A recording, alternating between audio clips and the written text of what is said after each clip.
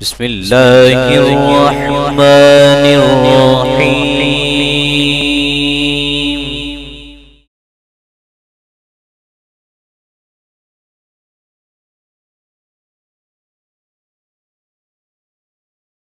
اللہ تعالیٰ کا یہ بہت بڑا احسان ہے ان لوگوں پر جن کو اس نے رمضان المبارک کے اندر روزے رکھنے اور راتوں کو قیام کرنے کی توفیق عنایت فرمائی۔ اسلامی نقطہ نظر سے یہ بہت بڑی خوش قسمتی کی بات ہے، اور یہ راستہ قرآن و حدیث کے نقطہ نظر سے سیدھا جنت کا راستہ ہے۔ جو شخص بھی رمضان المبارک کے اندر اس طریقے سے روزے رکھے گا اور قیام کرے گا جو طریقہ حدیث مبارکہ میں بیان کیا گیا ہے اور قرآن مجید میں جس کی تفصیلات موجود ہیں،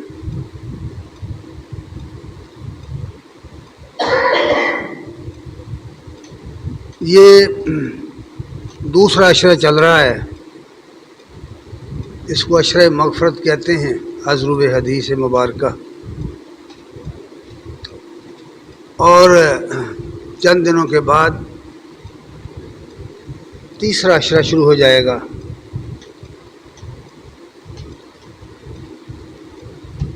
تیسرے عشرے کے بارے میں نبی کریم صلی اللہ علیہ وسلم کا یہ ارشاد آپ سن چکے ہیں کہ آپ نے فرمایا کہ اس کا آخری عشرہ جہنم سے آزادی حاصل کر لینے کا عشرہ ہے۔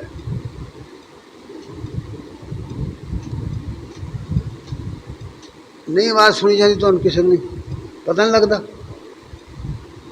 ہاں بولو نا کہ پتہ نہیں لگتا، ہاں ٹھیک کرو نا یار، آواز ٹھیک کرو، جو اندر بیٹھے یا انہوں ہٹا دو یا ٹھیک کرو۔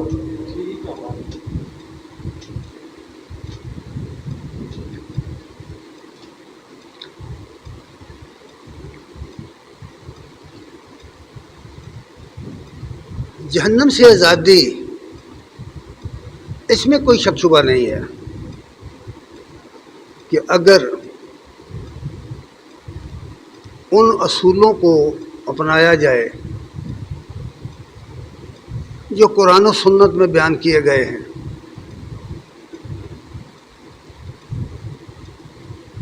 تو یقیناً اللہ تبارک تعالیٰ اس بندے کو جہنم سے آزادی عطا فرما دے گا، گناہ معاف کر دے گا، اپنی رحمت سے نواز دے گا، مغفرت عطا کر دے گا۔ جس کو رحمت کا حصہ مل گیا، مغفرت کا حصہ مل گیا، اگر وہ یہ دو چیزیں لینے میں کامیاب ہو گیا تو یقیناً وہ جہنم سے بھی آزادی حاصل کر لے گا۔ رمضان المبارک ایک ایسا مہینہ ہے کہ اس کے اندر ایک مسلمان، ایک ایمان والا شخص جبلی لحاظ سے، فطری لحاظ سے اللہ تعالیٰ کی طرف راغب ہوتا ہے اور گناہوں کو چھوڑنے کی طرف راغب ہو جاتا ہے، نیکیاں کرنے کی طرف اس کی توجہ ہو جاتی، اپنی اپنی استطاعت کے مطابق جو کر سکتا ہے وہ ضرور کرتا ہے۔ نیکیاں دو ہی بڑی ہیں، ایک وہ جو اللہ تعالیٰ کے پیارے پیغمبر صلی اللہ علیہ وسلم نے عمل کرنے کے لیے بتائی ہیں عبادات کے حوالے سے، اور دوسری وہ جو حقوق اللہ ادا کرنے کے حوالے سے بیان کی گئی. بس یہ دو ہی پوائنٹ ہیں اصل میں اس مہینے کے اندر. یہ دونوں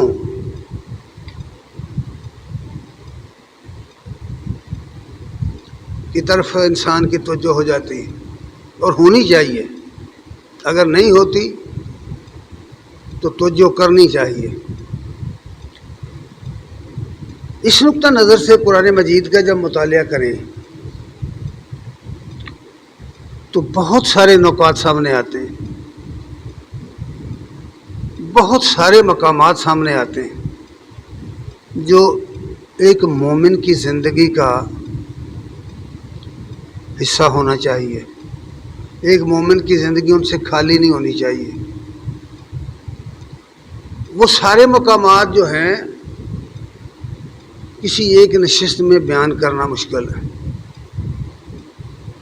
اشارات کے نتیجے کے طور پر بھی بیان کیے جائیں تو اب بھی نہیں پورے ہوتے.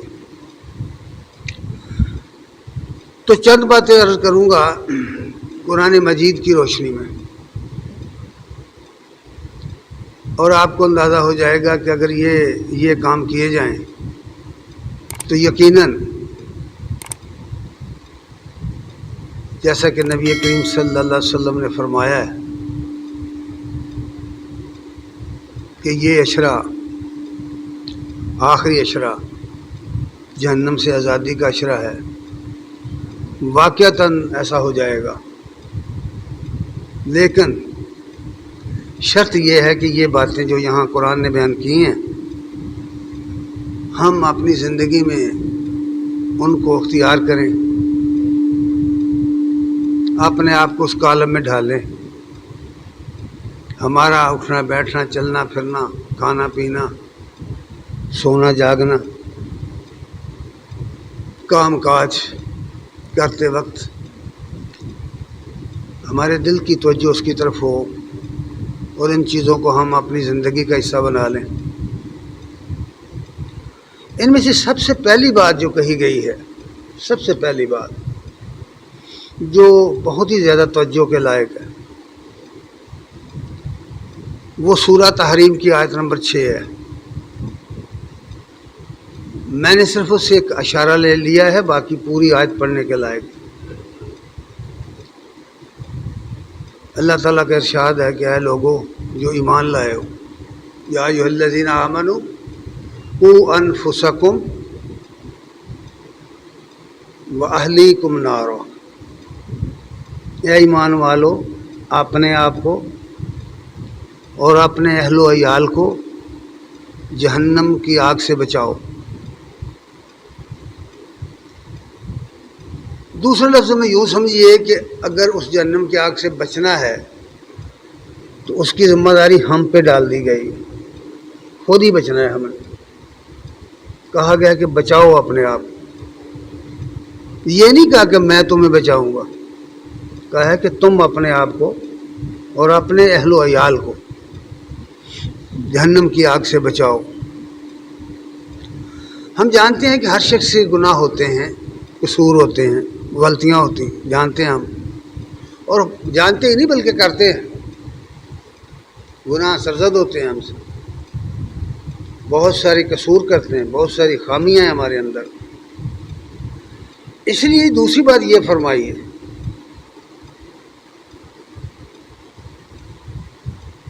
یا ایھا الذین آمنوا توبوا الی اللہ توبۃ نصوحا. یہ بھی سورہ تحریم ہی کی آیت ہے, وہیں ہے, ایک ہی جگہ یہ بات فرمائی گئی کہ اے لوگوں جو ایمان لائے ہو, اللہ کے حضور خالص توبہ کرو. خالص توبہ کرو. توبہ کا تو مطلب ہی یہ ہے کہ جو غلطی ہو گئی ہے دوبارہ نہ ہو, اسے چھوڑ کر سیدھے راستے پہ چلا جائے.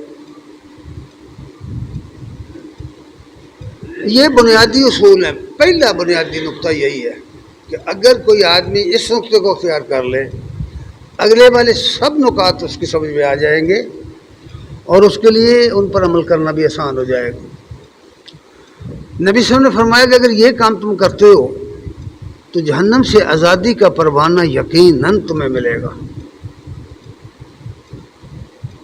یہ تقویٰ جو ہے اپنے آپ کو بچانا، اپنے اہل و عیال کو بچانا، خالص توبہ کرنا، قصور تو ہوتے رہتے ہیں، توبہ کرنا، بار بار توبہ کرنا، جب بھی قصور ہو جائے پھر توبہ کرنا۔ جو شخص اس نقطے کو اپنا لے اور یہ طریقہ اختیار کر لے گا وہ اس راستے پر پڑ گیا جو سیدھے جنت کو جاتا ہے۔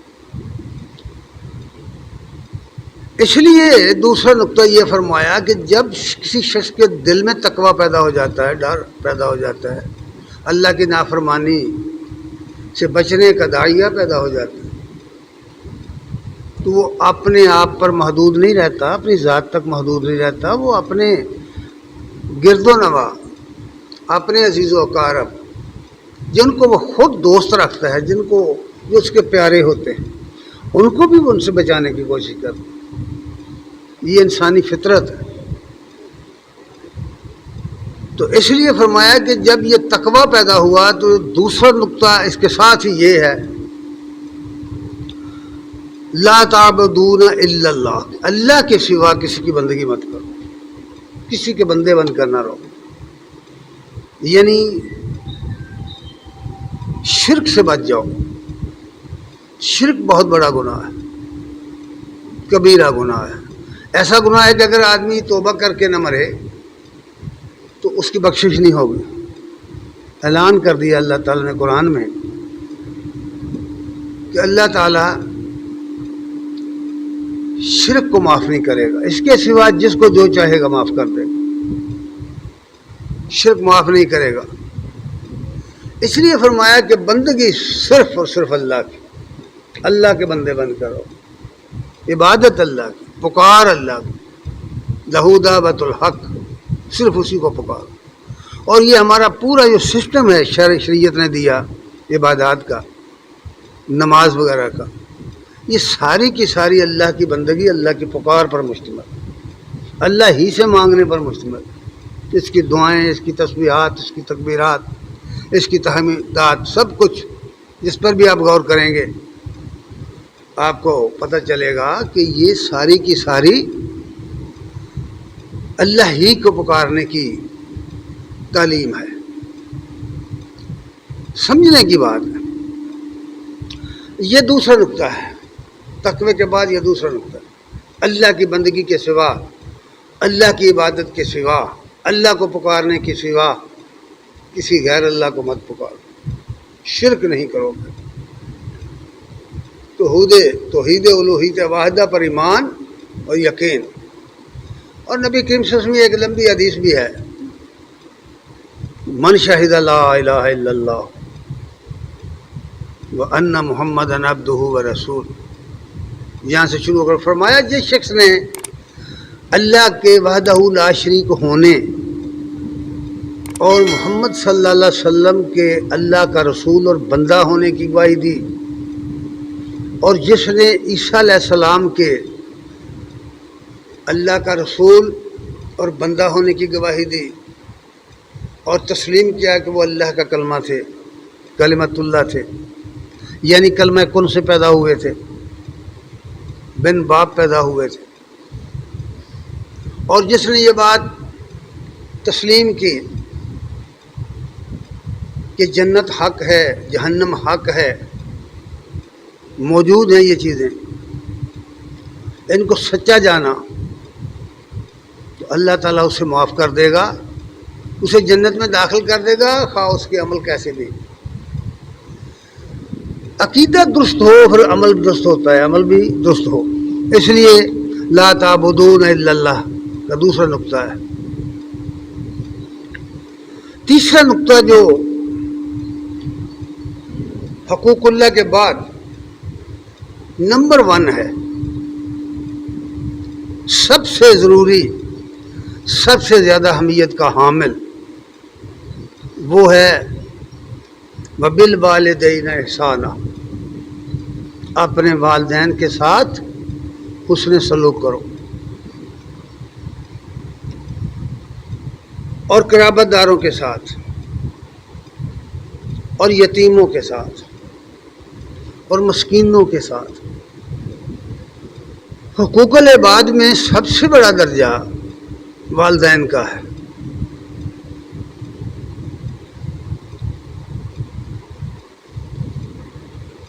اور والدین کے بعد قرابت داروں کا۔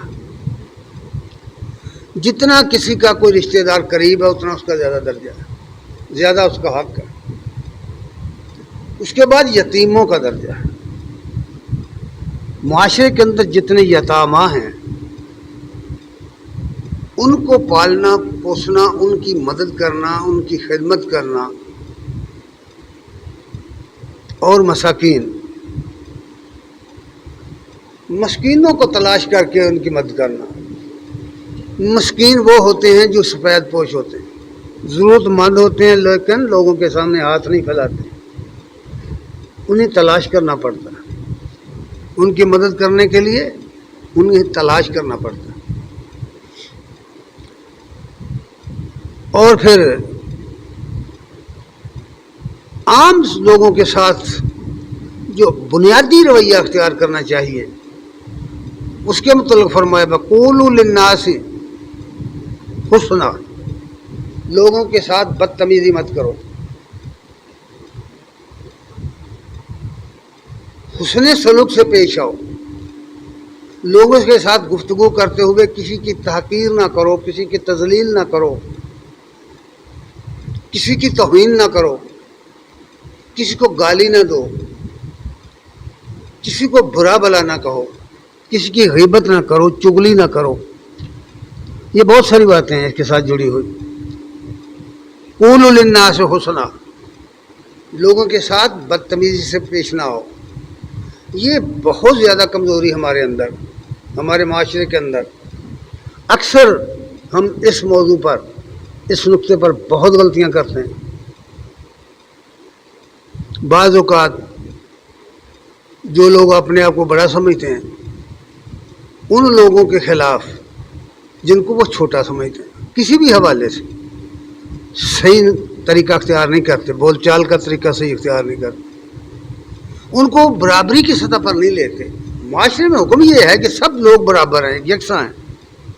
عزت والا وہ ہے جو اللہ سے ڈرنے والا ہے، معزز وہ شخص ہے، ورنہ سب انسان برابر ہے، بسیط انسان، خواہ کو غیر مسلم کیوں نہ ہو، بسیط انسان وہ بھی اس بات کا حق رکھتا ہے کہ اس کی عزت کی جائے، اس کی بھی توہین کرنے کی اجازت نہیں ہے۔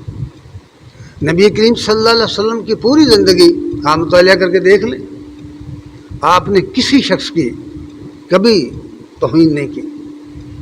آپ کی مجلس میں کافر بھی آئے تو آپ نے انہیں نہایت احترام کے ساتھ بٹھایا، بعض کے لیے تو آپ نے اپنی چادر بچھا دی۔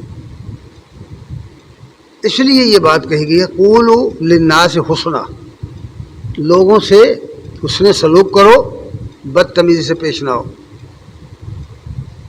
اور پھر اس سب کچھ کو ٹھیک کرنے کے لیے ایک عمل بتایا ہوا ہے۔ یہ عمل بہت اہم عمل ہے نماز کے قیام کا۔ فرمایا واقیم الصلاۃ، نماز قائم کرو، اس لیے کہ ان الصلاۃ تنہی عن الفحشاء والمنکر ولذکر اللہ اکبر، نماز بے حیائی اور برائی سے روکتی ہے۔ اگر آدمی واقعی اس کے تقاضے پورے کرے اور سمجھ کے پڑھے، اس کے تقاضے پورے کرے گا تو یہ دو کام جو سب سے زیادہ ہوتے ہیں معاشرے میں، بے شرمی کے کام اور ڈھیٹ پن کے کام اور برائیاں چھوٹی موٹی جو کرتے رہتے ہیں، فرمایا نماز قائم کرو، نماز قائم کرو یعنی اس کے تقاضے سارے پورے کرو۔ نماز پڑھ دینا بہت آسان ہے، لیکن اس کے سارے تقاضے پورے کرنا، اس کی اقامت کرنا، یہ پڑھنے سے آگے کا عمل ہے۔ اور پھر فرمایا کہ آتوا الزکوٰۃ، زکوٰۃ ادا کرو۔ زکوٰۃ کا دائرہ بہت وسیع ہے بھائی۔ زکوٰۃ کے بارے میں اگر آپ پڑھنا شروع کریں، بڑی بڑی ضخیم کتابیں اہل علم نے اس پر لکھی ہیں، تو سب سے پہلے اپنے جسم کی زکوٰۃ نکالو۔ اپنے آپ کو زکوٰۃ کا بنیادی مفہوم تزکیہ کا ہے اپنے آپ کو پاک صاف ستھرا کرنا، اپنے ظاہر کو بھی پاک کرنا، صاف کرنا، ستھرا رکھنا، اپنے باطن کو بھی صاف کرنا۔ یہ اپنی ذات سے شروع ہوتا ہے یہ عمل، اور جو شخص اس پر غور کر کے سوچ کے سمجھ کے سے اختیار کرے گا، جو اپنی اصلاح کرے گا، اپنی تربیت کرے گا، اپنا تزکیہ کرے گا، پھر وہ اپنے مال کی طرف متوجہ ہو جائے گا کہ اس کے مال میں حرام نہ شامل ہو جائے، حرام نہ شامل ہو جائے۔ اور اگر کوئی شخص اپنے مال کی زکوٰۃ ادا نہیں کرتا تو اس کا سارا مال حرام ہو جاتا ہے اور اس کے فوائد نہیں مل سکتے اس کو۔ یہی وجہ ہے ہمارے معاشرے میں جو اکثر برائیاں پھیل گئی ہیں، اس کی بنیادی وجہ یہی ہے کہ ہمارے جو اموال ہیں، کاروباری نقطہ نظر سے جو ہمارا سلسلہ ہے، اس میں تزکیہ نہیں ہے، پاکیزگی نہیں ہے، ستھرائی نہیں ہے، صفائی نہیں ہے۔ نتیجہ یہ نکلا ہے کہ جو ایک بہترین معاشرہ، ایک دوسرے کا ہمدرد معاشرہ ہونا چاہیے تھا، وہ نہیں بن سکا۔ مال کا حق ادا کرو، اور اس میں جو لوگوں کا حق ہے، یتیموں کا، مسکینوں کا، بے بغان کا، مسافروں کا، قرابت داروں کا اور دیگر بہت سے لوگوں کا، جس کا جو حق ہے، جب تک وہ ادا نہ ہوگا، یہ خرائط نہیں ہے، یہ حق ادا کرنا ہے۔ کسی کا حق ہے جو ہم دبا کے بیٹھ گئے۔ جو شخص زکوٰۃ نہیں دیتا وہ کسی کا حق دبائے ہوئے ہے، اس کا مال حرام ہے، اگرچہ بظاہر اس نے بہت اچھے طریقے سے سوچ سمجھ کر کوشش کی ہو کہ میں نے حلال کمانا ہے، لیکن اگر زکوٰۃ نہیں دیتا تو حرام ہو جائے گا۔ بات زکوٰۃ یہ بہت اہم نقطہ ہے اور پوری زندگی کے لیے ہے۔ یہ نکات جو میں نے عرض کرنے شروع کیے ہیں، جو میں بیان کر رہا ہوں، یہ ایک دو دن کی بات نہیں ہے، یہ پوری زندگی کے لیے ہے۔ اور یہ جو موجودہ وقت گزر رہا ہے ہمارا رمضان المبارک کا، اس میں چونکہ توجہ انسان کی اپنی اصلاح کی طرف ہوتی، تو اس طرح اگر وہ ان چیزوں کو پن پوائنٹ کر لے اور دیکھنا شروع کرے کہ کیا یہ نکات جو ہے میری زندگی میں ہیں یا نہیں ہیں، یا ان میں سے کون سا نہیں ہے، اور اس کو اس نے اختیار کرنا ہے، اسے بہت بہتر موقع ملتا ہے، سوچنے کا موقع ملتا ہے۔ آتو الزکوٰۃ۔ اور پھر اس کے بعد یہ ہے کہ روزہ جو سب سے بڑا سبق دیتا ہے، فرمایا والصابرین، صبر کرنے والے لوگ جہنم سے آزادی جو حاصل کرنا چاہتے ہیں، انہیں ان کی زندگی سراپا صبر ہونی چاہیے۔ قدم قدم پر بے صبری کے مظاہرے آدمی کے سامنے آتے ہیں، قدم قدم پر۔ اگر آدمی دکان پر ہو، اپنے کاروبار میں ہو، اپنی ڈیوٹی کر رہا ہو، تو اگر آپ اپنا جائزہ لیں، اپنے دل کا جائزہ لیں ایسے موقعوں پر، تو آپ کو پتہ چل جائے گا کہ جہاں مجھے رکنا چاہیے تھا میں نہیں رکا، جہاں مجھے صبر کرنا چاہیے تھا میں نے نہیں کیا۔ بس صابرین، صبر کرنے والے، بس صادقین، سچ بولنے والے، سچ کو اپنا وسیلہ بنا لیا جائے، سچ ہر حالت میں بولا جائے۔ اگرچہ یہ مشکل لگتا ہے، لیکن اگر آدمی کوشش کرے تو بالکل کر سکتا ہے۔ اللہ تعالیٰ نے کوئی حکم ایسا نہیں دیا جو انسان نہ کر سکتا ہو۔ اللہ تعالیٰ کی شان یہ ہے کہ وہ ایسا حکم دیتا ہی نہیں۔ بس صادقین، سچ بولنے والے، والقانتین، اللہ اور اس کے رسول کے فرما بردار لوگ، فرما برداری کرنے والے، اللہ کے حکام کے سامنے سر تسلیم میں خم کر دینے والے، والمنفقین، اور اللہ کی راہ میں خرچ کرنے والے، اللہ کی راہ میں خرچ کرنے والے۔ اور ان سارے کاموں کو جو چیز خوراک مہیا کرتی ہے، آخر میں اس کا تذکرہ کیا ہے آیت کے آخر میں۔ یہ آل عمران کے آیت نمبر 17 ہے، گھر جا کر کے ضرور پڑھیں، اس کو غور کریں اس پر۔ آخر میں فرمایا والمستغفرین بالاسحار، جو سحری کے وقت اٹھ کر اللہ سے معافی مانگتے ہیں، استغفار کرتے ہیں۔ اگر یہ پہلے جو کام بیان ہوئے ہیں، صبر کرنے کا، سچ بولنے کا، فرمانبرداری کرنے کا، انفاق فی سبیل اللہ کا، انہیں جو چیز تحریک دیتی ہے، جو چیز ان کے اندر تحرک پیدا کرتی ہے، جو چیز ان کے اندر جذبے کو پیدا کرتی ہے، کرنے کا جذبہ، وہ بہت کمال ہے۔ نفس کی خرابیاں جو ہیں، نفس کے اوپر جو غلبہ پانے کا طریقہ بتایا گیا ہے، وہ یہ فرمایا کہ یہ وہ لوگ ہیں والمستغفرین بالاسحار، کہ سحری کے وقت اٹھ کر اللہ سے معافی مانگنے والے۔ اب ہم میں یہ سوچنا چاہیے کہ کیا ہماری زندگی میں یہ ہے؟ اگر نہیں ہے تو ابھی تو بہت وقت باقی ہے، آدھا رمضان باقی ہے۔ آئیے فیصلہ کر لیجئے کہ ہم نے سحری کے وقت اٹھنا ہے اور اللہ سے معافی مانگنی، اللہ سے استغفار کرنی ہے۔ بس جہنم سے اگر آزادی چاہیے، اگر جہنم سے بچنا ہے، تو اس سے زیادہ آسان نسخہ کیا ہے کہ اس دنیا میں کچھ زیادہ وقت بھی نہیں، 24 گھنٹے میں چند منٹوں کی بات ہے، یا 1 گھنٹے کی بات ہے، یا 2 گھنٹے کی بات ہے۔ استغفار کیجئے سحری کے وقت، والمستغفرین بالاسحار، سحری کے وقت اٹھ کر اپنے رب کی طرف لو لگاتے ہیں اور معافی مانگتے ہیں۔ اور پھر ایک اور برائی کا ذکر کیا جو عام ہے، یہ اگر ہم اس کو اپنا وتیرہ بنا لیں تو بہت ساری فسادات ختم ہو جائیں گے۔ یہ ہمارے جو باہمی جھگڑے ہوتے رہتے ہیں، تلخ کلامی ہوتی ہے، ایک دوسرے سے لڑ پڑتے ہیں چھوٹی چھوٹی باتوں پر لوگ لڑتے ہیں۔ اس کی وجہ بنیادی کیا ہے کہ وہ اپنے آپ پر قابو نہیں رکھتے، اپنے جذبات پر قابو نہیں رکھتے۔ اس لیے فرمایا گیا والکاظمین الغیظ، وہ لوگ جو اپنے غصے پر قابو رکھتے ہیں، غصہ پی جاتے ہیں۔ ایک واقعہ مجھے یاد آیا ہے کہ ریاست سوات جو ہے، سنا ہے آپ نے نام اس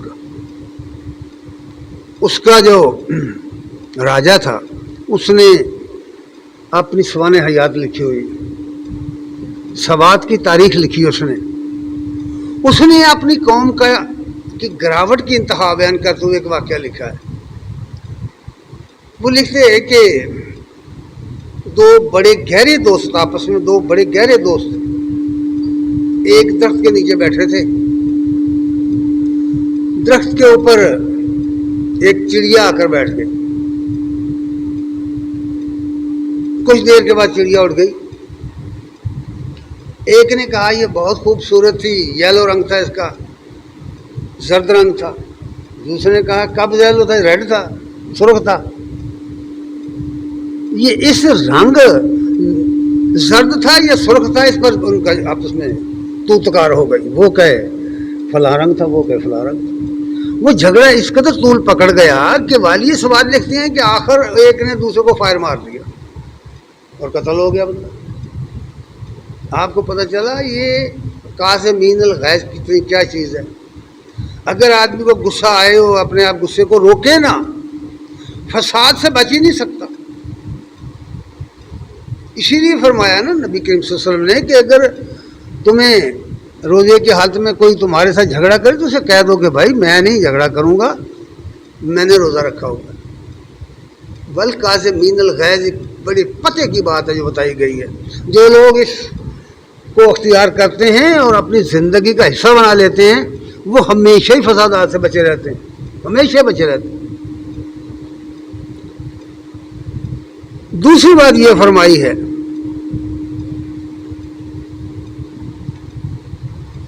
کہ لوگوں کے ساتھ ملنا گلنا،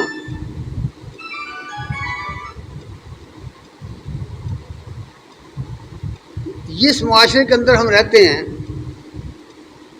یہ ممکن ہی نہیں ہے کہ مختلف لوگوں سے واسطہ نہ پڑے، یہ بھی ممکن نہیں ہے کہ لوگوں سے ہمیں تکلیف نہ پہنچے، یہ ممکن نہیں ہے، یہ انسانوں کا معاشرہ ہے، فرشتوں کا نہیں ہے۔ یہاں آپ جب بازار میں جائیں گے، گھر میں جائیں گے، اپنے بھائی بندوں میں جائیں گے، دوستوں میں جائیں گے، رشتہ داروں میں جائیں گے، تو کوئی نہ کوئی بات ایسی ضرور ہو جائے گی جس سے آپ کا دل دکھے گا یا آپ کے ساتھ کوئی زیادتی کر دے گا۔ اگر آپ غصہ پی ہی گئے ہیں، برداشت کر گئے ہیں زیادتی، غصہ دل ہی میں رہ گیا ہے، تو یہ بھی پھر نقصان کرے گا۔ یہ جو غصہ دل میں رہ جاتا ہے نا، جب غصہ جذب کر لیتا ہے آدمی اور اس کا رد عمل نہیں دیتا، تو یہ اس متعلقہ آدمی کے خلاف بغض بن جاتا ہے، اس کے خلاف غیظ بن جاتا ہے، نفرت پیدا کر دیتا ہے۔ یہ بے اخلاقی بیماری ہے، یہ غصہ جو ہے نا اخلاقی بیماری ہے۔ اگر اس کو پی لیا جائے کسی کی زیادتی کے مقابلے میں، تو پھر بھی یہ بہت نقصان دہ ہے، آدمی کی ذات کو بھی کے لیے بھی اور معاشرے کے لیے بھی، جو اس کے خلاف نفرت پیدا ہو جائے گی، وہ آدمی اس کے ساتھ بیٹھ نہیں سکتا، دوستی نہیں کر سکتا۔ اور اس کا تجربہ ہر شخص کو ہوتا ہے، اس لیے اس سے آگے کی بات بیان کر دی ہے کہ متقین وہ لوگ ہیں، سب سے اعلیٰ اور اچھے لوگ وہ ہیں کہ لوگوں کی زیادتیاں والعافین عن الناس معاف کرتے رہتے ہیں، معاف کر دیتے، چلیں بھائی کوئی بات، بھول جاؤ، بھول جاتے ہیں۔ معاف کر دینا، اپنے آپ کو بھی بچا لیا، اپنی شخصیت کو بھی اور معاشرے کو بھی، اور جو نفرت تھی وہ بھی جاتی رہی، وہ بغض تھا وہ بھی جاتا رہا، جو دل کے اندر جو لوگ نفسیات کو پڑھتے ہیں یا جانتے ہیں، انہیں پتہ ہے کہ جب غصہ آیا ہو تو آدمی کے جسم میں، اس کے خون میں، اس کے بلڈ میں تیزی آ جاتی ہے۔ بعض لوگوں کا بلڈ ہائی ہو جاتا ہے غصے کے ساتھ، نفرت کے ساتھ۔ تو اگر معاف کر دیا تو اپنی جسمانی حالت کو بھی ٹھیک کر لیا اور معاشرے کے لیے بھی خیر کا نمونہ بن گیا۔ قرآن پاک نے جو چیزیں بیان کی ہوئی ہیں، اگر ہم ان پر غور کریں تو یہ تو کمال کی چیزیں ہیں، کمال کی چیزیں ہیں یہ۔ والعافین عن الناس، معاف کر دو، چھوڑو۔ اور پھر یہ فرمایا کہ بھئی یہ دنیا ہے نا، اس دنیا میں مختلف قسم کی چیزیں ہمیں حاصل ہیں۔ ایک طرف ہمارے رشتہ دار ہیں، ہمارے خاندان ہیں، ہمارے دوست احباب ہیں، ملنے گلنے والے لوگ ہیں بہت سارے۔ دوسری طرف یہ جتنے لوگ ہیں جن کے ساتھ ہمارے تعلقات ہوتے ہیں، یہ حقوق العباد میں آتے ہیں۔ دوسری طرف ہر شخص کے پاس تھوڑا یا بہت مال ہوتا ہے، مال بھی ہر کسی کے پاس ہے، چاہے کوئی غریب سے غریب آدمی کیوں نہیں، اس کی بھی ضروریات زندگی چل رہی ہیں، کچھ نہ کچھ اس کے پاس بھی ہوتا ہے۔ یہ دو چیزیں ہیں انسان کے پاس، ایک طرف اس کے تعلق دار لوگ اور دوسری طرف اس کا مال۔ تو اگر یہ مقام حاصل کرنا ہے، جہنم سے آزادی حاصل کرنی ہے، تو ان دونوں کے اندر ایک چیز تلاش کرنا پڑے گی۔ سورہ القصص میں یہ بات فرمائی گئی ہے، وابتغی فیما آتاک اللہ، وابتغی فیما آتاک اللہ دار الآخرہ، کہ جو کچھ اللہ نے تم کو دیا ہے، اب غور کرو کہ ہم کو اللہ نے کیا نہیں دیا۔ ہمارے جسم سے لے کر، ہماری صلاحیتوں سے لے کر، ہم یہ جو بولتے ہیں، دیکھتے ہیں، سنتے ہیں، یہ جو کچھ ہم کرتے ہیں، یہ بھی تو صلاحیتیں ہیں نا، بڑی قیمتی چیزیں ہیں یہ۔ اگر یہ ساری کی ساری ختم ہو جائیں تو آدمی کیا بن جائے گا؟ جانور سے بھی بدتر ہو جائے گا۔ یہ کس نے دی ہیں ہم کو؟ ان کو بھی استعمال کرنا ہے۔ اور اس کے بعد باہر میں اور داخل میں، یہ جو داخل کی چیزیں ہیں، اور پھر خارجی چیزیں، مال و منال ہے، بے شمار چیزیں ہمارے پاس، کس کے پاس کیا نہیں ہے۔ فرمایا وابتغی فیما آتاک اللہ الدار الاخرہ، کہ جو کچھ اللہ نے تم کو دیا ہے اس میں آخرت کا گھر تلاش کر۔ کیسی بات ہے بھائی، قرآن نہیں پڑھتے لوگ، قرآن پڑھا کرو۔ اگر اپنے آپ کو بدلنا ہے تو قرآن پڑھو، اگر معاشرہ بدلنا ہے تو قرآن پڑھو۔ جو کچھ اللہ نے تمہیں دیا ہے اس میں آخرت کا گھر تلاش کرو۔ یعنی مطلب یہ نکلا کہ اگر ہم نے آخرت کا گھر حاصل کرنا ہے، جہنم سے آزادی حاصل کرنی ہے، تو یہ تو ہمارے کوٹ میں گیند ڈال دی گئی ہے، یہ تو ہم نے خود کرنا ہے۔ اگر ہم نہیں کرتے، ان چیزوں کو استعمال ہی نہیں کرتے، وہ راستہ نہیں اپناتے، تو یہ کیسے ہم سمجھ لیا کہ جہنم سے آزاد ہو جائیں گے؟ اس لیے اس نقطے پر غور کرو۔ پھر اس کے بعد ایک اور بات بھی ہے، ہم جس معاشرے میں رہتے ہیں، ظاہر ہے کہ اس معاشرے کے اندر ہر طرح کے لوگ ہیں، چھوٹے بھی ہیں، بڑے بھی ہیں، کمزور بھی ہیں، طاقتور بھی ہیں، مالدار بھی ہیں، غریب بھی ہیں، صاحب اقتدار بھی ہیں، محکوم بھی ہیں، غلام بھی ہیں، آقا بھی ہیں، ہر طرح کے لوگ ہیں نا۔ اور یہ طبقات جو ہیں یہ آدمی کے اندر ایک خرابی پیدا کرتے ہیں۔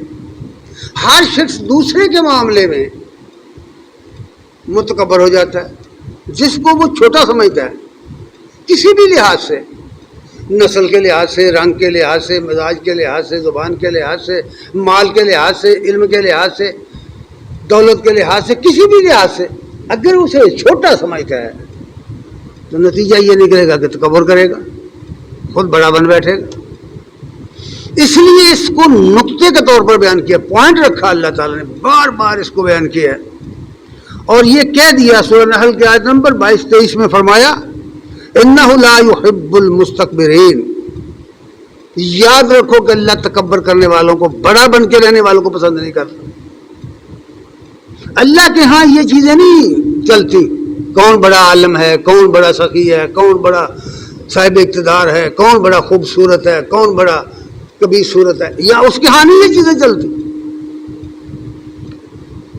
وہاں کہا گیا ہے کہ چھوٹا بن کے رہ، انسانوں کے ساتھ برابری کا سلوک کر، مساوات کا سلوک کر، خواہ کوئی انسان ہو، کسی مذہب کا ہو، کسی قوم کا ہو، انسان کی بحثیت انسان عزت کرو، پھر درجہ بدرجہ ہے ہر کسی کی عزت، وہ اس کا حق اسے دو۔ اس لیے تکبر کی بنا پر جتنی زیادتیاں ہوتی رہتی ہیں، جتنے لوگوں کو نظر انداز کر دیا گیا، توہین کی گئی، اس کے متعلق فرمایا گیا ہے یہ انسانی معاشرہ ہے، اس میں یہ ساری باتیں ہوتی رہتی ہیں، اور روزانہ ہر روز ہمیں یہ پیش آتی ہیں۔ کمال کی بات یہ ہے کہ گھروں میں بھی پیش آتی ہیں، ایک ہی خاندان کے اندر پیش آتی ہیں، اپنے افراد خانہ کے اندر پیش آتی ہیں، میاں بیوی کے اندر پیش آتی ہیں۔ لیکن ساتھ ہی اس کا علاج بتایا گیا ہے کہ نہیں، درگزر کیا کرو، معاف کر دیا کرو۔ سورہ نور میں یہ بات فرمائی، جہاں سورہ نور کے اندر معاشرے کے احکام بیان کیے گئے ہیں۔ سورہ نور کا مطالعہ کرنا ہر شخص کو لازم ہے، جس میں پردے کے احکام بھی آئے ہیں، ایک دوسرے سے میل جول کے احکام بھی آئے ہیں، معاشرتی زندگی کیسے گزاری جائے اس کے احکام آئے۔ تو اس لیے فرمایا کہ وَلْيَعْفُوا، معاف کر دینا چاہیے، درگزر کرنا، وَاصْفَحُوا، درگزر کرنا چاہیے۔ معاف کرنے کا جذبہ، درگزر کرنے کا جذبہ، یہ انسان کو اعلیٰ انسان بنا دیتا ہے، اخلاقیات کے لحاظ سے اعلیٰ اخلاق کا انسان بن جاتا ہے۔ اس لیے یہ سبق دیا گیا، اور پھر ساتھ ہی فرمایا اَلَا تُحِبُّونَ أَن يَغْفِرَ اللَّهُ لَكُمْ، کیا تم چاہتے نہیں کہ اللہ تمہیں معاف کر دے، تمہاری بخشش کر دے؟ یعنی یہ کہا یہ گیا کہ اگر تم بخشش چاہتے ہو تو تم بھی معاف کرو نا لوگوں کو۔ کیسی بات ہے جو کہی گئی ہے کہ اگر معافی لینی ہے، اللہ سے مغفرت لینی ہے، تو خود بھی معاف کرنے کا طریقہ سیکھو نا، درگزر کرنا سیکھو نا۔ دونوں چیزوں کو باہم ملا دیا گیا ہے. فرمایا وَلْيَعْفُوا وَلْيَصْفَحُوا، معاف کر دیا کرو، درگزر کیا کرو. أَلَا تُحِبُّونَ أَن يَغْفِرَ اللَّهُ لَكُمْ، کیا تم نہیں پسند کرتے کہ اللہ تمہیں معاف کر دے؟ یعنی تمہارے معاف کرنے کے ساتھ اس نے تمہاری معافی کو جوڑا ہے. اگر تم معاف کرو گے لوگوں کو تو وہ تمہیں معاف کر دے گا. کرو مہربانی تم اہل زمین پر، خدا خوش ہوگا عرش بری پر. اللہ تبارک تعالیٰ جو ہے وہ مخلوق کی بھلائی چاہتا ہے. اس لیے کہا کہ اگر اپنے آپ کو ٹھیک کرنا ہے، نجات حاصل کرنی ہے، تو لوگوں کے ساتھ اپنا رویہ درست کرو. اور ساتھ ہی کہا واللہ غفور رحیم، یاد رکھو اللہ بخشنے والا، بخشنہار اور رحم کرنے والا ہے. اور پھر ایک اور بات کہہ دی کہ اس کو بھی، اس پوائنٹ کو اپنے پلے باندھ لو. یہ ایک ایسا عمل ہے کہ اگر آدمی یہ طریقہ اختیار کر لے کہ ہر فرد جو اس کے ساتھ بھلائی کرتا ہے، جو اس کے ساتھ احسان کرتا ہے، اسے اس کا شکر ادا کرنا چاہیے. شکر کرنا، کسی کے احسان مندی کو ماننا، محسن کے احسان کو ماننا، احسان فراموشی نہ کرنا، یہ انسانی اصحاب میں بڑی اہمیت کی حامل چیز ہے. اس لیے یہاں اللہ تعالیٰ نے قرآن مجید میں بار بار شکر کا تذکرہ کیا ہوا ہے. بار بار شکر کرو، اللہ کا شکر کرو، بار بار. لیکن ایک مقام ایسا آیا سورہ لقمان کے اندر جہاں ایک بہت ہی اہم بات کہہ دی. بنیادی نقطہ ہے یہ اس نقطے کو پلے باندھ لینا چاہیے، کبھی یہ بھولنے نہ پائے. اگر اس نقطے کو آپ، اس پوائنٹ کو اختیار ایک کو کر لیں، یقین مانیے زندگی تبدیل ہو جائے گی. اللہ فرماتے ہیں سورہ لقمان آیت نمبر 14 ہے، انشکر لی، اور یہ کہ میرا شکر کرو، اور یہ کہ میرا شکر کرو. والدیک، اور اپنے والدین کا شکر کرو. آپ پورا قرآن پڑھیں، حدیث کی کتابیں پڑھیں، کہیں آپ کو یہ بات نہیں ملے گی کہ والدین کے سوا کسی انسان کو کسی دوسرے انسان کا شکر ادا کرنے کا حکم دیا گیا ہو. بالکل نہیں ہے. ایک حدیث مجھے یاد آ گئی، اس کا مفہوم ہے اس طرح کا کہ ایک شخص رسول اللہ صلی اللہ علیہ وسلم کی خدمت میں حاضر ہوا اور اس نے عرض کیا، یا رسول اللہ، میرے والد مجھے حکم دے رہے ہیں کہ میں اپنی بیوی کو طلاق دے دوں، تو آپ کیا فرماتے ہیں؟ آپ کچھ دیر خاموش رہے اور پھر فرمایا، جب اس نے دوسری تیسری مرتبہ پوچھا تو آپ نے فرمایا کہ تیرا باپ جنت کا دروازہ ہے، چاہے تو رکھ لے چاہے تو فنا کر دے، توڑ دے. جنت میں داخل ہونے کے لیے راستہ کون بتایا؟ باپ. ایک اور حدیث میں فرمایا کہ تیرے رب کی رضا تیرے باپ کی رضا میں ہے، تیرے باپ کی رضا میں ہے تیرے رب کی رضا. اس لیے والدیک وشکر لے والدیک انشکر لے میرا شکر کر اور اپنے والدین کا شکر کر. قرآن مجید کے ایک ٹکڑے کو لو اور اس کے بعد معاشرے کو ذرا دیکھو، ایک ایک نوجوان کو دیکھو، ایک ایک جوڑے کو دیکھو، ایک ایک گھر کو دیکھو، تمہیں پتہ چل جائے گا کہ کیا واقعی جہنم سے آزادی کے کام ہو رہے ہیں؟ کیا جہنم سے ہم آزادی چاہ رہے ہیں؟ بھئی جہنم سے آزادی اللہ نے دینی ہے، لیکن ان کو جنہوں نے یہ کام کرنے ہیں، اس لیے یہ بات فرمائی گئی ہے.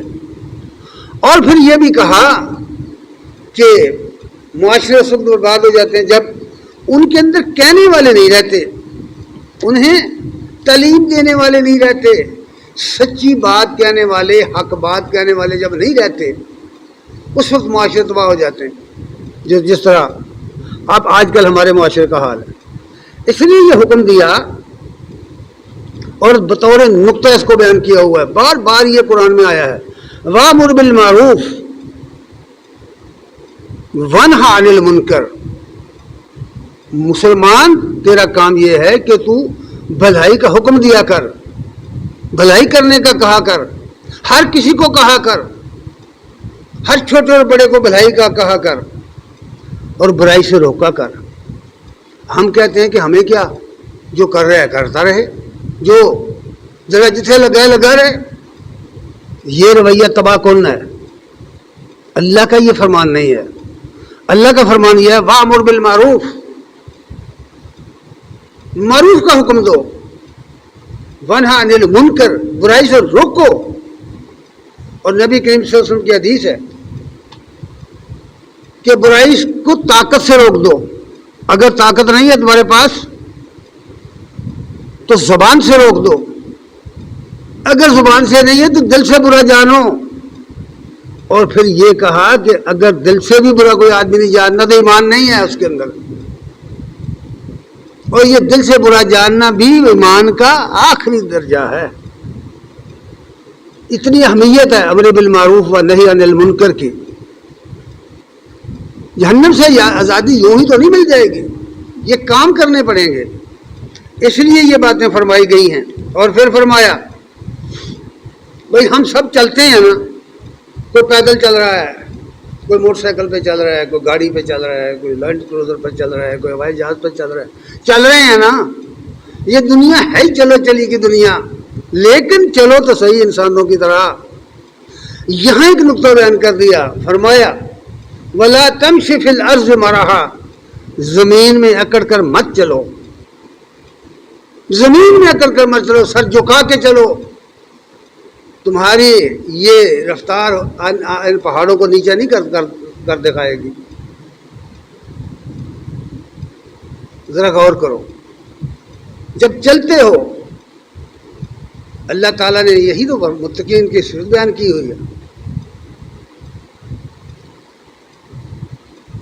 کہ جب اللہ کے رحمان کے بندے زمین پر چلتے ہیں تو نرم چال سے چلتے ہیں، ہمیشہ ان کا انداز خاک سارانہ ہوتا ہے، خاک ساری کے ساتھ چلتے ہیں۔ اس لیے فرمایا کہ زمین میں چلتے ہوئے اکڑ مت دکھاؤ، اکڑ کر مت چلو۔ اور ساتھ ہی یہ بھی فرمایا وقصد فی مشیک، میانہ روی اختیار کرو اپنی چالوں میں۔ یہ جملہ بہت وسیع ہے۔ اپنی چال میں، ہر کام کی چال میں، ہر کچھ کرنے کی چال میں، اپنی گفتگو میں، اپنے کارگزاری میں، اپنی رفتار میں درمیانہ پن اختیار کرو، میانہ روی اختیار کرو۔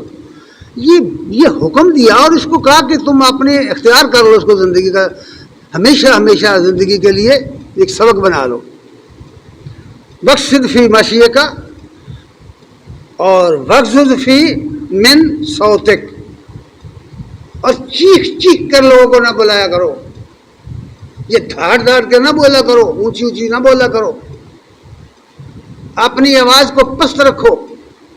ذرا غور کرو، قرآن مجید کی یہ آیت پڑھو اور اس کے بعد ذرا معاشرہ دیکھو، اللہ تعالیٰ کیا فرما رہے ہیں۔ وغضض من صوتک، اپنی آواز کو مدم رکھ۔ کیوں؟ ان انکر الاصوات لصوت الحمیر، یاد رکھ آوازوں میں سے سب سے قریب ترین آواز گدھے کی آواز ہے۔ یعنی دھاڑ کر، چیخ کر بولنا، آوازیں نکال کر زور سے۔ کیا سمجھے بھائی آپ، قرآن کیا کہہ رہا ہے؟ اپنی آواز میں دھیما پن اختیار کرو۔ یہ بعض اوقات ہم دوسرے پر روب ڈالنے کے لیے بھی ایسا کرتے ہیں، اور اس کی کئی شکلیں ہیں۔ اپنے علم کی وسعت بتانے کے لیے، اپنے روب و جلال کو جتانے کے لیے، اپنا مال کی طاقت دکھانے کے لیے دھاڑتے ہیں، دوسرے لوگوں پر چیختے ہیں، بڑے زور سے بولتے ہیں، دبکانے کے لیے بولتے ہیں۔ قرآن کہتا ہے نہیں، اپنی آواز کو دھیما رکھ، کہ یہ دھاڑنا اور بلند آوازوں سے بولنا، کڑی آوازیں، یہ گدھا پن ہے۔ اس لیے فرمایا ان انکر الاصوات لصوت الحمیر، بدترین آواز گدھے کی آواز ہے۔ گدھوں کی طرح نہ بولا کرو، انسانوں کی طرح بولنا سیکھو۔ یہ وہ میں نے نکات نکالے ہیں کہ یہ نکات دیکھو اور اپنی زندگی پہ فٹ کر کے دیکھو ان کو. اور پھر فرمایا کہ لوگوں اگر تم جہنم سے آزادی چاہتے ہو اور اس معاشرے کو جنت کا نمونہ بنانا چاہتے ہو تو ایک دوسرے کی تحقیر مت کرو، ایک دوسرے کا مذاق مت اڑاؤ. سورہ الحجرات میں اس کو پورا مضمون بیان کیا ہے. یا ایھا الذین آمنوا لا یسخر قوم من قوم، کوئی گروہ کسی دوسرے گروہ کا مذاق نہ اڑائے، کوئی شخص کسی دوسرے شخص کا مذاق نہ اڑائے، کوئی عورت کسی دوسری عورت کا مذاق نہ اڑائے، کوئی مرد کسی مرد کا مذاق نہ اڑائے. اس کو کبیرہ گناہ قرار دیا گیا ہے. اور ساتھ ہی فرمایا جس کا تم مذاق اڑا رہے ہو ممکن ہے کہ وہ تم سے بہتر ہو اللہ کی نگاہ میں. اور پھر فرمایا وَلَا تَلْمِزُوا أَنفُسَكُمْ، یہ جو اشارے کے ساتھ کسی کی توہین کرنا، آوازیں کسنا، فکریں کسنا، اشارے کرنا، بولنا نہیں، اشارے سے کسی کی طرف آنکھ مار کر اس کی تحقیر کرنا، یہ باز آ جاؤ. وَيْلٌ لِكُلِّ هُمَزَةٍ لُمَزَةٍ، ایسا کرنے والوں کے لیے جہنم کی گہری وادی ہے. اس لیے سروک دیا گیا کہ معاشرے کی بربادی کا سبب ہے یہ چیز، یہ توہین امیز رویہ ہے، اس سے باز آ جاؤ. اور پھر فرمایا وَلَا تَنَابَزُوا بِالْأَلْقَابِ، الٹے نام نہ رکھو لوگوں کے نام، پٹھے نام نہ رکھو، الٹے نام نہ رکھو لوگوں کے. ہم اکثر لوگوں کو برا بھلا کہتے ہوئے ان کے نام بگاڑ کر لیتے ہیں. بگاڑ کر نام مت لو کسی کا. یاد رکھو خواہ وہ تمہارا دشمن ہی کیوں نہ ہو، تمہارا مخالف ہی کیوں نہ ہو، تمہارے کتنا ہی خلاف کیوں نہ ہو، تمہاری ہجر کیوں نہ کرتا ہو، نبی کریم صلی اللہ علیہ وسلم کو لوگ برا بھلا کہا کرتے تھے. حدیث میں آتا ہے کہ کسی نے کہا کہ یا رسول اللہ یہ لوگ آپ کو مذمم کہتے ہیں. آپ نے اس کے جواب میں لعنت نہیں فرمائی، نہ ہی الٹا نام دیا، بلکہ فرمایا میں مذمم نہیں ہوں، میں تو محمد ہوں. محمد تعریف کیا ہوا، مذمم جس کی ذم کی جائے، جس کی توہین کی جائے. فرمایا میں تو محمد ہوں، مجھے تو میرا تو نام محمد رکھا گیا ہے. جوابی کارروائی نہیں کی، گالی نہیں دی. یہاں یہ رواج جو ہے نا کہ گالی کا جواب پتھر سے دو، یہ غلط ہے. اسلام اس کو فالو نہیں کرتا. تربیت کے نقطہ نظر سے وہ اپنے ماننے والوں کو یہ تعلیم نہیں دیتا. اس لیے یہ بات فرمائی گئی ہے کہ لوگوں کے الٹے نام نہ رکھا کرو. اور پھر والدین کی ایک اور بات یاد رکھیے، ہمارے معاشرے میں بہت خرابیاں پیدا ہو گئی ہیں آج کل، نہیں سوچتے لوگ. اللہ تعالیٰ نے سورہ بنی اسرائیل میں فرمایا ہے فَلَا تَقُلْ لَهُمَا اُف، اپنے ماں باپ کے سامنے اف بھی نہ کر. یہ قرآن کا حکم ہے بھائی، اپنے والدین کے سامنے اف بھی نہ کر. علماء نے بہت کچھ لکھا ہوئی اس پر. اہل علم لکھتے ہیں کہ اف سے کیا مراد ہے. اس کی انتہا یہ کر دی لکھنے والوں نے، اللہ تعالیٰ نے جزائے خیر دے، کہ اگر والدین دونوں یا ان میں سے کوئی ایک بڑھاپے کو پہنچ گیا، معذور ہو گیا، اب وہ کو حکم دیتا ہے اپنے بیٹے کو، بیٹی کو، اپنی اولاد میں سے کسی کو، تو وہ اس کا حکم مانتا تو ہے، وہ کام کرتا ہے، لیکن دل میں غصہ آتا ہے، اسے دل میں اچھا نہیں لگتا. باپ کا حکم اسے دل میں اچھا نہیں لگتا، اٹھ کے کام تو کر دیتا ہے. تو فرمایا اس نے اف کیا ہے، اس نے اف کیا ہے. کبھی سوچا والدین کی خدمات کا، کبھی آپ نے غور کیا ہے؟ باپ سارا دن کمائی کرتا ہے، خون پسینے کی کمائی سے اپنے بچہ پالتا ہے، اپنے بچے کے لیے سب کچھ قربان کر دیتا ہے، اپنے منہ کا لقمہ نکال کر دے دیتا ہے. اور ماں کیا کرتی؟ ہم نے اپنی آنکھوں سے کئی مرتبہ دیکھا ہے کہ ماں اتنے کام کر کے گھر کے سارے کام کر کے چھوٹا سا بچہ اپنی گود میں لے کے جب کھانے کے لیے بیٹھتی ہے تو گود میں بچہ لیٹرن کر دیتا ہے، ہوتا ہے یا نہیں؟ وہ وہاں کھانا چھوڑتی ہے، اس کو اپنے ہاتھوں سے دھوتی ہے، صاف کر کے نئے کپڑے بدل کے پھر آ کے کھانا کھاتی ہے۔ کر کے دکھائے نا ذرا آپ بھی۔ اب اندازہ کریں، یہ ماں جب بوڑھی ہو گئی، یہ باپ جب بوڑھا ہو گیا، تو اب یہ خود جس کے بچے ہو گئے ہیں، یہ اس کا اندازہ ہو گیا، اسے تجربہ ہو گیا ہے، وہ جانتا نہیں کہ اس کا رخ کدھر ہو گیا، اس کی محبتوں کا رخ۔ جس کے 2-3 بچے ہو گئے ہیں، اس والدین کو پتہ نہیں کہ اس کا رخ تبدیل ہو کے والدین کی طرف سے بیٹوں کی طرف ہو گیا، اولاد کی طرف ہو گیا۔ اب بھی اسے سمجھ نہیں آئی تو بندہ نادان ہے، یاد رکھو۔ اور جس طرح تو کر رہا ہے ان بچوں کی پرورش، تجھے بھی کسی نے اسی طرح پالا تھا۔ اس لیے یہ بات کہی گئی ہے کہ فلا تقل لہما اف، اف بھی نہ کر، اف بھی نہ کر اپنے والدین کے سامنے۔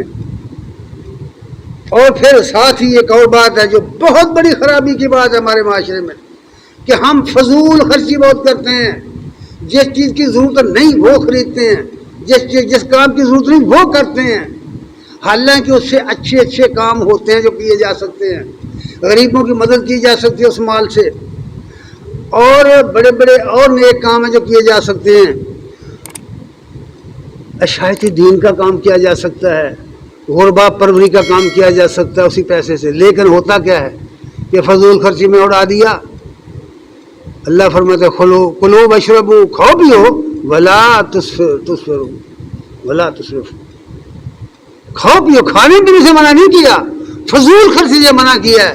اور ساتھ ہی کہا کہ یاد رکھو ولا تبذر تبذیرا، کیونکہ فضول خرچی کرو گے تو فرمایا فضول خرچی کرنے والے شیطان کے بھائی ہیں، وہ برباد کر رہے ہیں اپنا مال، اللہ کے حقوق کو ضائع کر رہے ہیں، بندوں کے حقوق کو ضائع کر رہے ہیں۔ اس حوالے سے ذرا سوچو۔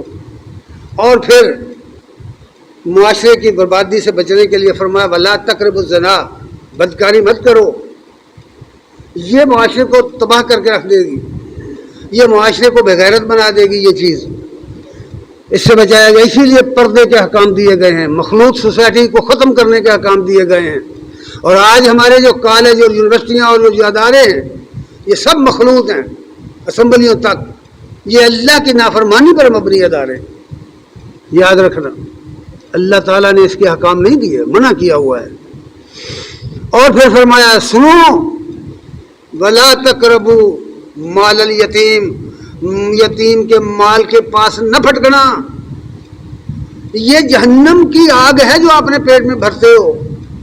یتیم کا مال اس سے بچو، یتیم کا مال اس کی پرورش کر کے اس کے حوالے کرو، اگر اس کا مال کھاؤ گے تو تم نے اپنے پیٹ میں جہنم کی آگ بھری ہے۔ تو اس لیے یہ بات فرمائی۔ اور پھر سب سے بڑی بات یہ وَأَوْفُوا بِالْعَهْدِ، وعدہ پورا کیا کرو، عہد پورا کیا کرو۔ اللہ نے اس کے متعلق پوچھ گچھ کرنی ہے۔ تو اس طرح کی اور بھی بہت سی باتیں ہیں، اس طرح کی کہ قرآن مجید کو پڑھو اور قلم اور کاپی لے کر بیٹھو اور پھر نوٹ کرو ان چیزوں کو، آپ حیران ہو جائیں گے کہ یہ کیسے کیسے نقطے ہیں جو بیان کیے گئے ہیں۔ اور یہ وہ نکات ہیں کہ جن کو اگر اختیار کر لیا جائے تو جہنم سے آزادی یقیناً ہے، اتقم من النار کا مظاہرہ ہو جائے گا۔ اس لیے فرمایا کہ دعا کرتے رہو ربنا ہب لنا من ازواجنا وذریاتنا قرۃ اعین واجعلنا للمتقین اماما۔ اے ہمارے رب، ہمارے لیے ہماری ازواج میں سے، ہماری بیویوں میں سے اور ہماری اولاد سے آنکھوں کی ٹھنڈک پہنچا۔ اگر یہ ٹھنڈک حاصل کرنی ہے تو یہ اوپر والے کام جو بیان ہوئے اختیار کرنے ہوں گے۔ یہ ٹھنڈک دعاؤں سے نہیں ہوتا، کچھ کرنا پڑتا ہے۔ وَجَعَلْنَا لِلْمُتَّقِينَ اماما، اور ہمیں متقین کا امام بنا دے۔ متقین کا امام بننے کے لیے یہ کام کرنے پڑیں گے، ان اصولوں کو اپنانا ہوگا۔ حضرات گرامی قدر، نتیجہ اس کا یہ بیان کیا ہے اولئک یجزون الغرفۃ بما صبروا، اس دنیا میں اگر صبر کے ساتھ زندگی گزاری تو اس کا بدلہ بالا خانے ہیں، جنت کے بالا خانے، جنت کی بلڈنگیں، جنت کے مکانات، اس کی بہشتیں، وَيُلَقَّوْنَ فِيهَا تَحِيَّةً وَسَلَامًا، اس میں اللہ کی طرف سے سلامتی اور تحیت نازل ہوگی، اللہ کی سلامتی اترے گی، خالدین فیہا حسنت مستقرا و مقاما، کیسا بہترین مقام ہے ٹھہرنے کا، پلٹ کر جانے کا، جہنم سے آزادی۔ نبی صلی اللہ علیہ وسلم نے فرمایا یہ آخری عشرہ جہنم سے آزادی کا عشرہ ہے، آؤ عشرہ اس عشرے میں آزادی حاصل کرنے کے لیے یہ پوائنٹس جو ہم نے بیان کیے ہیں اختصار کے ساتھ، ان کو ذرا غور کیجئے اور پڑھیے۔ وہ خدائے بزرگ و برتر جس نے اس انسان کے چھوٹے سے وجود کو حمد بے حد مر خدائے پا کرا، آنچ خوب ایما داد مشت خواہ کرا، وہ اللہ جس نے اس مٹی کی مٹھی کو ایمان بخشا اور ایک بہت بڑا انسان بنا دیا ہے۔ کیا اس انسان کو اتنی سمجھ نہیں ہے کہ اس کے بھلے کا کام کیا ہے، اس کی برائی کا کام کیا ہے، اس نے کیا کرنا ہے، اپنی زندگی کس ڈھب سے گزارنی ہے؟ یہ تو ہمارا اپنا فریضہ ہے نا۔ ہم اگر اس طرح کریں گے تو یقیناً یہ بات جو فرمائی گئی ہے کہ یہ رمضان کا مہینہ پہلا عشرہ رحمت کا، دوسرا مغفرت کا، یہ چل رہا ہے، اور ابھی اس کے بعد جہنم سے آزادی کا عشرہ شروع ہونے والا ہے۔ اگر ہم ان پوائنٹس پر عمل کریں گے، سوچیں گے، غور کریں گے، اپنانے کی کوشش کریں گے تو اللہ کا وعدہ سچا ہے، وہ اپنے بندوں سے جو وعدہ کرے وہ پورا کرتا ہے۔ دعا ہے کہ اللہ تعالی ہمیں اس کی توفیق عنایت فرمائے۔ وآخر دعوانا